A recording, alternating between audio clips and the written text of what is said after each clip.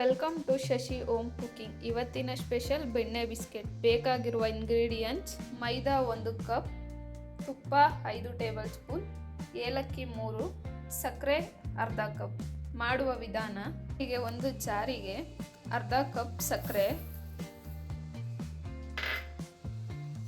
3 ಏಲಕ್ಕಿ ಹಾಕಿ ಪೌಡರ್ ಮಾಡ್ಕೊಳ್ಳೋಣ. ಪೌಡರ್ ಆಗಿದೆ. ಪೌಡರ್ ಆದ ನಂತರ ಒಂದು ಪಾತ್ರೆಗೆ ಪೌಡರ್ ಮಾಡ್ಕೊಂಡಿರುವಂಥ ಸಕ್ಕರೆ, ಮೈದಾ 1 ಕಪ್,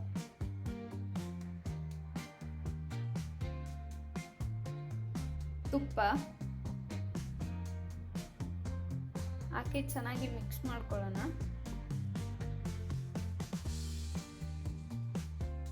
ಹೀಗೆ ಮೈದಾ, ಸಕ್ಕರೆ, ತುಪ್ಪ 3 ಮಿಕ್ಸ್ ಆಗೋ ಥರ ನೀಟಾಗಿ ಕಲಿಸ್ಕೊಬೇಕು. ಮಿದವಾಗಿ ಕಲಿಸ್ಕೊಂಡಿದ್ದೀವಿ, ಆಗಿದೆ. ಈಗ ಇದನ್ನು ಸಣ್ಣ ಸಣ್ಣ ಉಂಡೆ ಮಾಡಿ ಒಂದು ಪ್ಲೇಟಿಗೆ ಇಟ್ಕೊಳ್ಳೋಣ. ಉಂಡೆ ರೆಡಿ ಇದೆ, ಓವನಲ್ಲಿ ಇಟ್ಕೊಂಡಿದ್ದೀನಿ.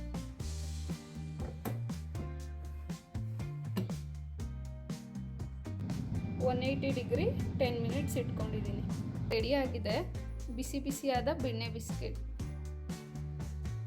ನೋಡಿ ಎಷ್ಟು ಚೆನ್ನಾಗಾಗಿದೆ.